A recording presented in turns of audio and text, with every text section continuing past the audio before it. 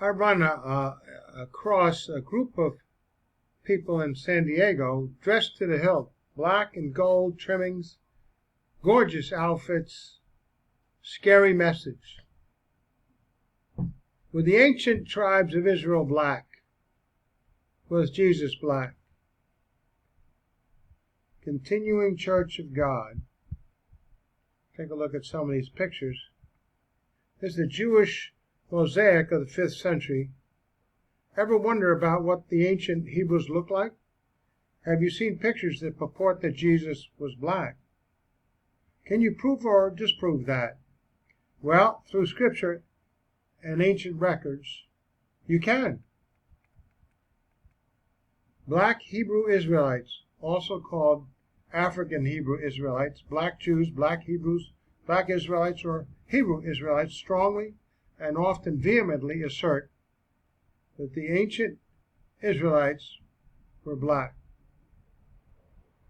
This view came to be popularized after a man named Frank Cherry claimed to receive a vision that God told him to declare a message that African Americans were the true descendants of the biblical Hebrews. Later, this resulted in the establishment of something called the Church of the Living God, the pillar ground of truth for all nations, in Chattanooga, Tennessee, around 1886. Parfitt T, black Jews in Africa and the Americas, Harvard University. Furthermore, William Crowdy claimed to receive a revelation that African Americans were the descendants of the ancient Israelites and that Jesus was black. He founded the Church of God and Saints of Christ Church in 1896 in Kansas with the claim that the 10 lost tribes of Israel were the ancestors of black people. Neither of these groups were truly Church of God. Most Israelite groups are Unitarian, as they wrongly deny the deity of Christ. Here is one quote. We believe that there is a distinction between God and Jesus of Nazareth. In particular, we believe that God is the supreme being in the universe, and that Jesus was merely a human being, a noteworthy prophet, but a human being nonetheless. As far as proof for the black Israelite doctrine goes, one black Israelite stated that since 1, people thought when Moses fled Egypt he was an Egyptian, Roman soldiers thought the Apostle Paul, who they arrested as a rabble-rouser, was a particular rabble-rousing Egyptian, and Egyptians were supposedly black, therefore the Israelites would have been black. Well, the bulk of the Egyptians were not black, though some were, and one can see that by looking at many ancient hieroglyphics. We received emails from another who asserted Ephraim and Manasseh are not the U.S. and Britain. The Bible's explanation of Ephraim and Manasseh's genetic line does not support your belief, but invalidates it. All right. Now let's digress here. I recall being at Horton Plaza Shopping Center, which is no longer there. Apparently it's going to be replaced. A group of these black Jews were gathered in their gala outfits, and I sat and listened. I was the only white person there, though. It took an interest. Others just would pass by. And I asked them some questions. And they actually took me prisoner. Didn't want me to leave. And would not let, threw questions at me that would not, I had the answers, but they wouldn't let me answer. And I just took it from them. And that took about 45 minutes as being their prisoner. And didn't get a chance to get my questions answered.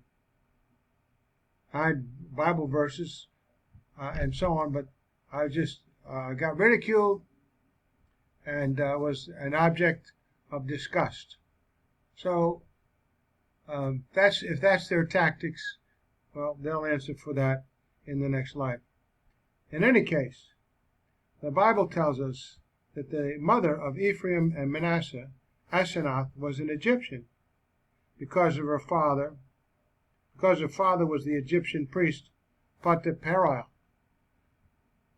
and that the Egyptians were descended from Noah's son Ham. Ham fathered the following nations after the flood, according to the Bible: Cush, Mizraim, Puth, Canaan, the Ethiopians, Egyptians, Libyans, Canaanites. See also Psalms, which tells us that the Egyptians were the children of Ham.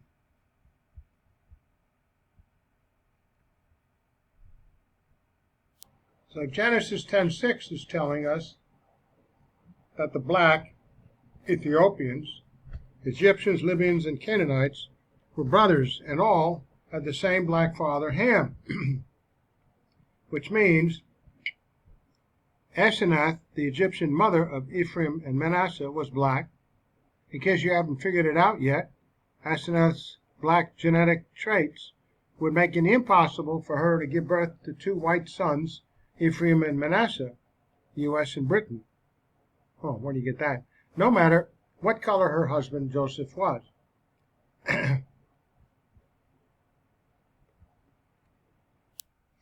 Well, that view is not a fact, but an assertion based on some inaccurate assumptions.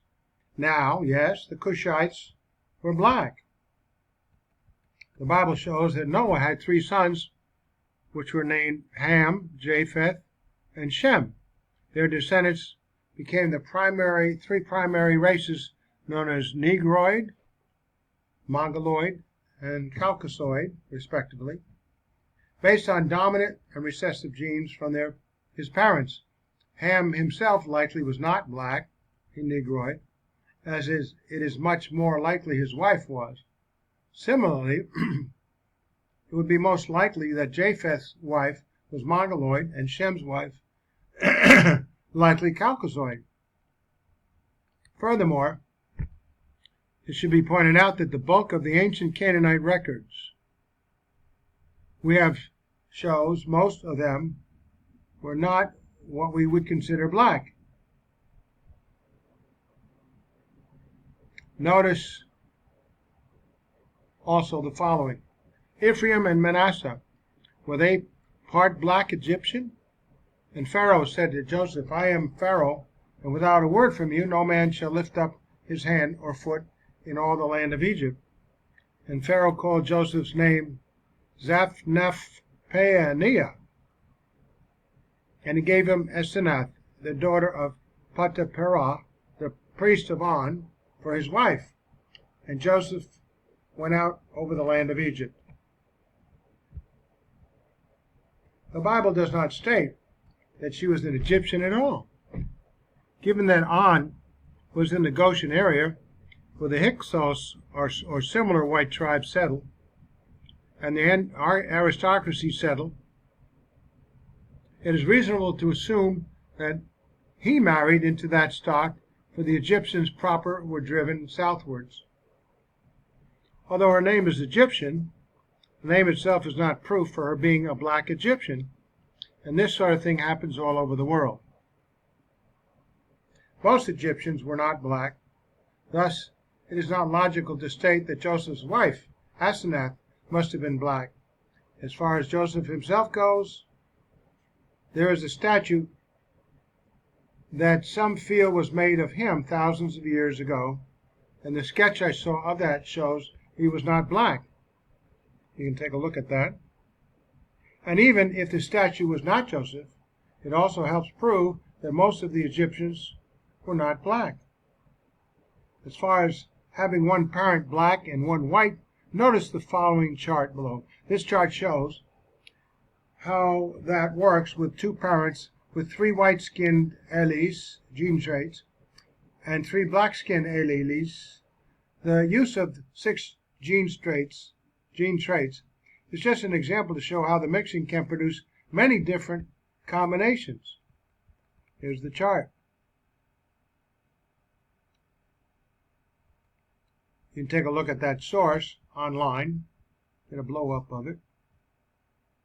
So, with Ham's sons, presuming he was actually 100% white and his wife 100% black, there was only a 1 of 8 chance for any of the sons to be 100% black, and basically a 50% chance that one would be, and his son Cush probably was. Yet the odds are that none of Cush's brothers were black. So the assertion that all of Cush's brothers would have to be black is not correct.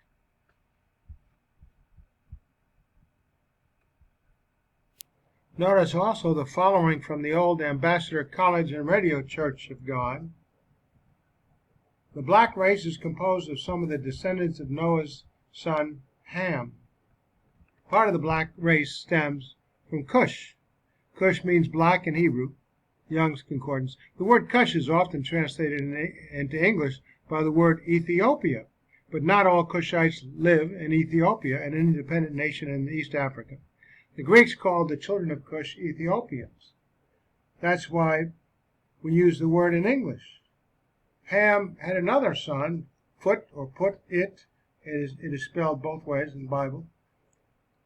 Here is what Josephus writes about the people of Phut or Put. Put was also the founder of Libya, by which he means Africa, and called the inhabitants Puttites. From himself there is also a river in the country of the Moors, which bears that name, whence it is that the Grecian historiographers mentioned Africa by the appellation of Put. Put or Phut then is the father of the Central Africans. The Egyptians called the region of the Sudan, which was south of Egypt, by the name of Pet. The Babylonians and Persians called a similar region Putu, from Smith's Bible Dictionary and so on. Numerous sons of Put settled early in the western region of Mesopotamia, a few hundred miles from ancient Babylon. This is the original center of Hindi, the language of northern and central India.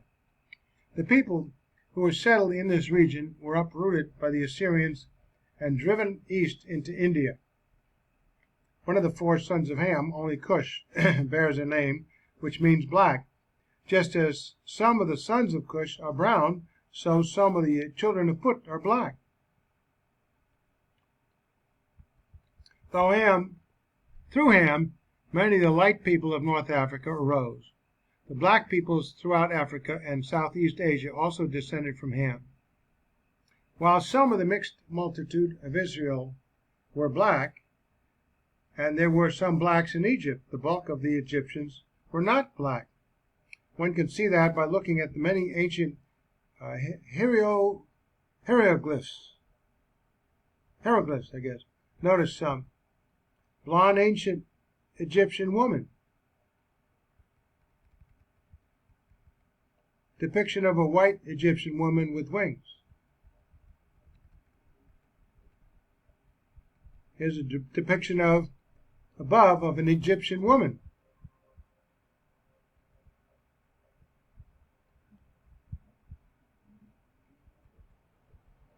And here's another of a white Egyptian man.